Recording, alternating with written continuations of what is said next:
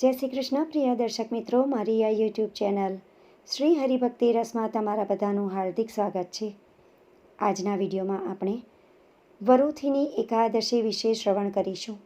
વરુથીની એકાદશી કયા દિવસે કરવામાં આવશે, આ દિવસનું મહત્ત્વ શું છે, આ દિવસે પૂજા વિધિ કેવી રીતે કરવી, આ એકાદશીમાં કયા દેવતાની પૂજા કરવાનું મહત્ત્વ છે, આ એકાદશીમાં શું કરવું શું ન કરવું, કયા કયા ઉપાયો કરવાના, એ બધું જ આપણે આજના વિડીયોમાં શ્રવણ કરીશું. તો મારી તમને વિનંતી છે કે વિડીયો તમે અંત સુધી શ્રવણ કરતા રહેજો. વિડીયો પસંદ પડે તો વિડીયોને લાઇક કરી બીજા લોકો સુધી વિડીયોનો પ્રચાર કરજો, જેથી બીજા લોકો પણ શ્રવણ કરી શકે અને તે પુણ્યના પણ તમે ભાગીદાર થાવ. દરેક મહિનામાં 2 એકાદશી વ્રત આવે છે અને વર્ષભરમાં કુલ 24 એકાદશી આવે છે. જ્યારે વર્ષમાં અધિક મહિનો આવે છે ત્યારે 26 એકાદશી આવે છે. વર્ષ 2026માં અધિક માસ આવે છે, તેથી આ વર્ષે 26 એકાદશી વ્રત આવશે. ચૈત્ર માસના કૃષ્ણ પક્ષમાં આવતી વરુથીની એકાદશીનું વિશેષ મહત્ત્વ છે. દરેક એકાદશીનું પોતાનું અલગ મહત્ત્વ હોય છે, એવી જ રીતે વરુથીની એકાદશીનું ખાસ મહત્ત્વ છે. એવું કહેવાય છે કે આ 11નું વ્રત કરવાથી વ્યક્તિના બધા પાપ ધોવાઈ જાય છે અને મોક્ષની પ્રાપ્તિ થાય છે. શાસ્ત્રોમાં વરુથીની એકાદશીના વ્રતને સૌભાગ્ય પ્રદાન કરવાવાળું વ્રત માનવામાં આવે છે.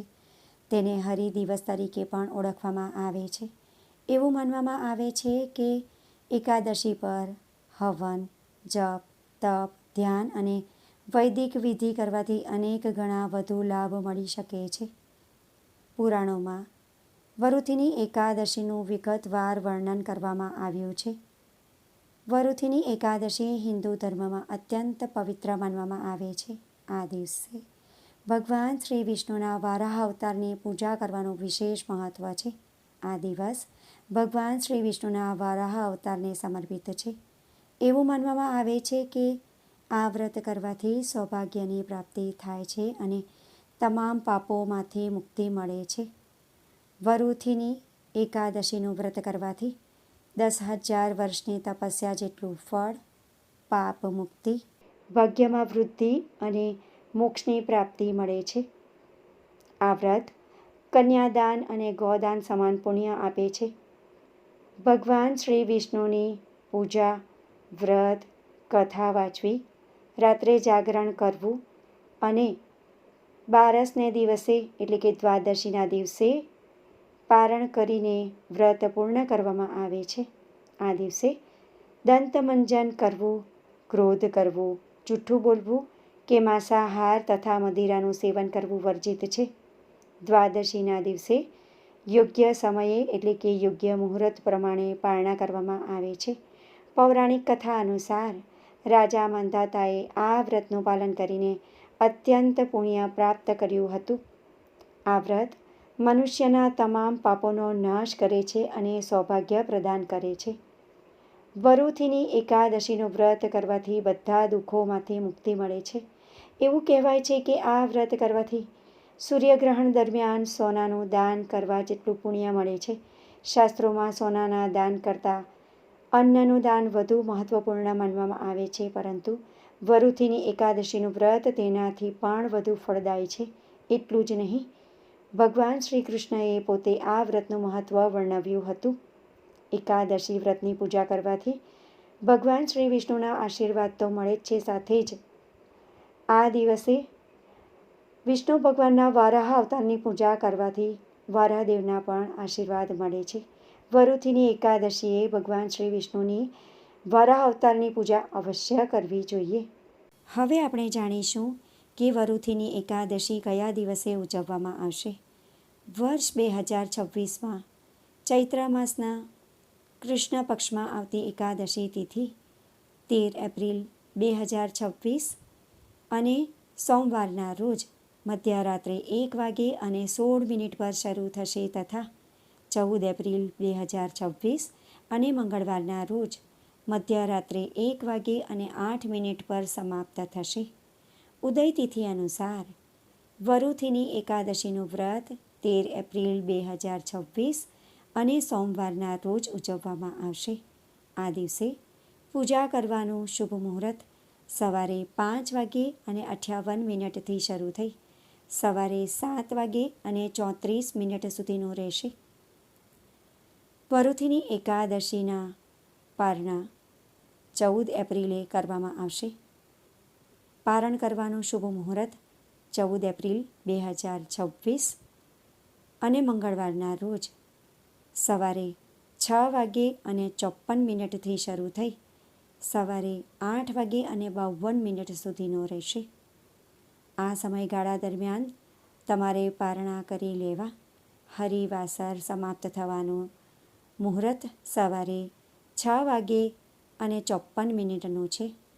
હવે આપણે જાણીશું કે આ દિવસે જગતના પાલનહાર ભગવાન શ્રી વિષ્ણુની પૂજા કેવી રીતે કરવી. વ્રત કરનાર વ્યક્તિએ બ્રહ્મ મુહૂર્તમાં ઉઠી જવું, ત્યારબાદ સ્નાનાદિ કાર્ય પતાવવું. સ્નાનાદિ કાર્ય પતાવતી વખતે તમારા સ્નાન કરવાના પાણીમાં ગંગાજળ ભેળવીને સ્નાન કરવું. શક્ય હોય તો પવિત્ર નદીમાં સ્નાન અવશ્ય કરવું જોઈએ. આ દિવસે પીળા રંગના વસ્ત્રો ખાસ ધારણ કરવા જોઈએ, કારણ કે પીળો રંગ ભગવાન શ્રી વિષ્ણુને અત્યંત પ્રિય છે. સ્નાન કર્યા બાદ સૂર્યદેવને અર્ઘ્ય આપવું. ત્યારબાદ તમારા આખા ઘર તથા પૂજા ઘરને સાફ સફાઈ કરવું અને ગંગાજળ છાંટીને પવિત્ર કરવું. ત્યારબાદ તમારા આંગણાને પણ સાફ કરી પાણીનો છંટકાવ કરીને રંગોળી પૂરવી. ત્યારબાદ તમારા પૂજા ઘરમાં એક બાજટ પાથરવો. તેના પર લાલ રંગનું કપડું પાથરવું. તેના પર પ્રથમ પૂજ્ય ભગવાન શ્રી ગણેશ તથા ભગવાન શ્રી વિષ્ણુ અને માતા લક્ષ્મીની મૂર્તિની સ્થાપના કરવી. બધા દેવી દેવતાઓને સૌપ્રથમ ગંગાજળથી અભિષેક કરવો. ત્યારબાદ પંચામૃતથી સ્નાન કરાવવું. ત્યારબાદ ફરીથી શુદ્ધ જળથી સ્નાન કરાવવું. ભગવાન શ્રી ગણેશ તથા ભગવાન શ્રી વિષ્ણુને ચંદનનું તિલક કરવું. માતા લક્ષ્મીને કંકુનું તિલક કરવું. બધા દેવી દેવતાને અક્ષત, અબીર, ગુલાલ, સિંદૂર તથા અષ્ટગંધથી પૂજા કરવી. ફૂલોની માળા પહેરાવી ફૂલો અર્પણ કરવા. માતા લક્ષ્મીને ચૂંદડી ઓઢાડવી તથા સૌભાગ્યની વસ્તુઓ અર્પણ કરવી. ભગવાન શ્રી ગણેશને જાસૂદનું ફૂલ લાલ રંગનું અર્પણ કરવું. ભગવાન શ્રી વિષ્ણુને પીળા રંગનું ફૂલ અર્પણ કરવું. માતા લક્ષ્મીને પણ લાલ રંગનું, ગુલાબનું અથવા તો કમળનું ફૂલ અર્પણ કરવું. ધૂપ કરી દીપ પ્રગટાવવો. ભગવાન શ્રી વિષ્ણુને મંત્રોનો જાપ કરતી વખતે તુલસી પત્ર અર્પણ કરવું અને પૂજા કરતી વખતે બધા દેવી દેવતાઓના મંત્ર જપ કરવા. ભગવાન શ્રી ગણેશનો મંત્ર છે ઓમ ગમ ગણપતયે નમઃ. ભગવાન શ્રી વિષ્ણુનો મંત્ર છે ઓમ વિષ્ણવે નમઃ, અથવા તો તમે ઓમ નમો ભગવતે વાસુદેવાય મંત્રનો પણ જપ કરી શકો છો. માતા લક્ષ્મીનો મંત્ર છે ઓમ મહાલક્ષ્મીએ નમો નમઃ, અથવા તો તમે ઓમ શ્રીમ હ્રીમ ક્લીમ શ્રી સિદ્ધ લક્ષ્મી નમઃ મંત્રનો પણ જપ કરી શકો છો. ત્યારબાદ તમારે દેવી દેવતાઓની આરતી કરવી અને ભોગમાં તમારે આ દિવસે ખાસ શક્કરટેટીનો પ્રસાદ ધરાવવો. વરુથીની એકાદશીના દિવસે શક્કરટેટીનો ભોગ ધરાવવાનું વિશેષ મહત્ત્વ છે. મોસમી ફળ ભગવાન શ્રી વિષ્ણુને ભોગમાં ધરાવવાની પરંપરા છે. આ ઉપરાંત તમે મીઠાઈ, પંચામૃત, નાળિયેર અને ફળોનો પ્રસાદ પણ ધરાવી શકો છો. જ્યારે તમે ભોગ ધરાવો છો ત્યારે તેમાં તુલસી પત્ર અવશ્ય મૂકવું જોઈએ.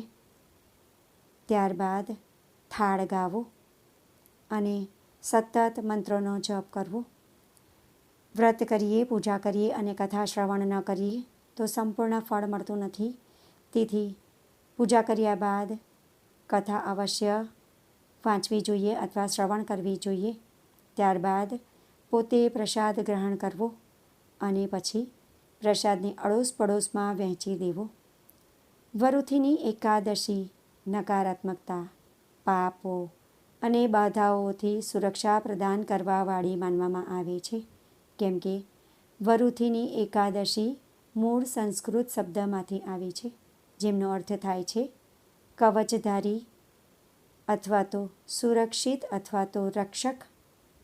આ એકાદશીનું વ્રત કરવાથી વ્યક્તિને જીવનમાં સુખ, સમૃદ્ધિ અને સૌભાગ્યની પ્રાપ્તિ થાય છે. આ વ્રત વિશેષ કરીને સ્ત્રીઓ ખાસ કરે છે, જેથી તેમનું સૌભાગ્ય વધે છે. વરુથીની એકાદશી વ્યક્તિના તમામ કષ્ટો, શત્રુ, ભય અને પાપોથી સુરક્ષા પ્રદાન કરે છે, જે આજના જીવનમાં માનસિક, શારીરિક અથવા તો આર્થિક રીતે પરેશાન કરે છે. વરુથીની એકાદશીના દિવસે તમારા ઘરના નજીકમાં જો કોઈ મંદિર હોય વિષ્ણુ ભગવાન તથા માતા લક્ષ્મીનું, તો ત્યાં જઈને અવશ્ય તમારે દર્શન કરવા જોઈએ અને પૂજા કરવી જોઈએ. તમારા ઘરના નજીકમાં પીપળાનું વૃક્ષ હોય તો ત્યાં જઈને પીપળાને જળ અર્પણ કરવું. કંકુ, અક્ષત, અબીર, ગુલાલ, સિંદૂર અને ફૂલો વડે પૂજા કરવી તથા ઓછામાં ઓછી 7 વખત પ્રદક્ષિણા કરવી. આવું કરવાથી દેવોના આશીર્વાદ તો મળે છે, સાથે જ પિતૃઓના પણ આશીર્વાદ મળે છે. પૌરાણિક કથાઓ અનુસાર વરુથીની એકાદશીનું વ્રત કરવાથી 10,000 વર્ષોની તપસ્યા જેટલું ફળ મળે છે. આ એકાદશીનું મહત્ત્વ સાંભળવાથી અથવા વાંચવાથી હજારો વર્ષના અન્નદાન અને કન્યાદાનના પુણ્ય જેટલું ફળ પ્રાપ્ત થાય છે. આ દિવસે ભગવાન શ્રી વિષ્ણુની કૃપા પ્રાપ્ત કરવા માટે ઘણા લાભકારી ઉપાયો છે, તે હું આગળ વિડીયોમાં તમને જણાવું છું. આ દિવસે ભગવાન શ્રી વિષ્ણુની મૂર્તિ પર શંખમાં જળ ભરીને અને કેસર મિશ્રિત કરીને તેનાથી ભગવાન પર અભિષેક કરવો જોઈએ. આવું કરવું શુભ માનવામાં આવે છે. આ દિવસે તુલસી માતાની ખાસ પૂજા કરવી જોઈએ. કંકુ, અક્ષત, અબીર, ગુલાલ અને સિંદૂર અર્પણ કરવા તથા તુલસી માતાનો મંત્ર જપ કરવો, પરંતુ આ દિવસે તુલસી માતાને સ્પર્શ ન કરવો અને તુલસી પત્ર તોડવા ન જોઈએ.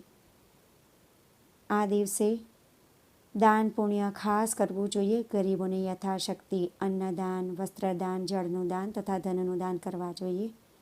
આવું કરવાથી તમને અક્ષય પુણ્યની પ્રાપ્તિ થાય છે. આ દિવસે ગાયને ઘાસચારો, રોટલી અને ગોળ પણ ખાસ ખવડાવવા જોઈએ. આવું કરવાથી ભગવાન શ્રી કૃષ્ણ તથા ભગવાન શ્રી વિષ્ણુ અત્યંત પ્રસન્ન થાય છે અને તમને સારા આશીર્વાદ આપે છે. આ લોકમાં સુખ પામ્યા પછી વૈકુંઠ લોકમાં વાસ મળે છે. ભગવાનના ધામમાં આપણને સ્થાન મળે છે.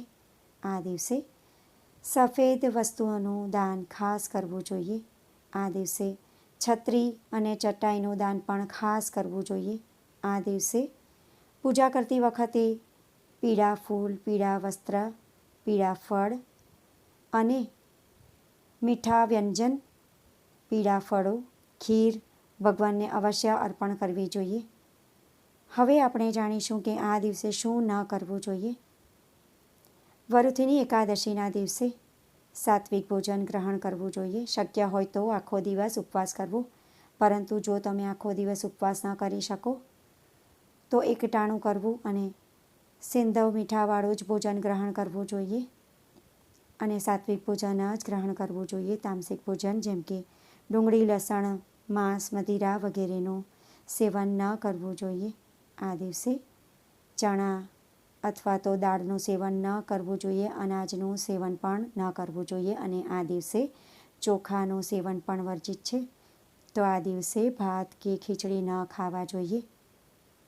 ભક્તો, આજના વિડીયોમાં આપણે વરુથીની એકાદશીનું મહત્ત્વ શું છે, આ એકાદશી કયા દિવસે કરવી, આ એકાદશી પર શું કરવું, શું ન કરવું, કઈ વસ્તુનું દાન કરવું, પૂજા વિધિ કેવી રીતે કરવી, એ બધું જ આપણે વિસ્તારથી જાણ્યું છે. આશા કરું છું કે વિડીયો તમને પસંદ પડ્યો હશે અને આ જાણકારી તમને ઉપયોગી લાગી હોય તો વિડીયોને લાઇક કરી અને બીજા લોકો સુધી વિડીયોનો પ્રચાર કરજો. કોમેન્ટમાં જય શ્રી વિષ્ણુ ભગવાન જરૂરથી લખજો. ફરી મળીશું એક નવા વિડીયો સાથે. ત્યાં સુધી બધા ભક્તોને મારા જય શ્રી કૃષ્ણ. હવે પછીના વિડીયોમાં આપણે વરુથીની એકાદશીની કથા શ્રવણ કરીશું. તો ચેનલ પર નવા છો તો ચેનલ શ્રી હરિભક્તિ રસને જરૂરથી સબસ્ક્રાઈબ કરી લેજો બાજુમાં ઘંટીનું નિશાન આવે તો એના પર પણ જરૂરથી ક્લિક કરજો, જેથી મારા આવનારા બધા જ વિડીયોની તમને જાણકારી મળતી રહે. વિડીયો જોવા માટે ધન્યવાદ.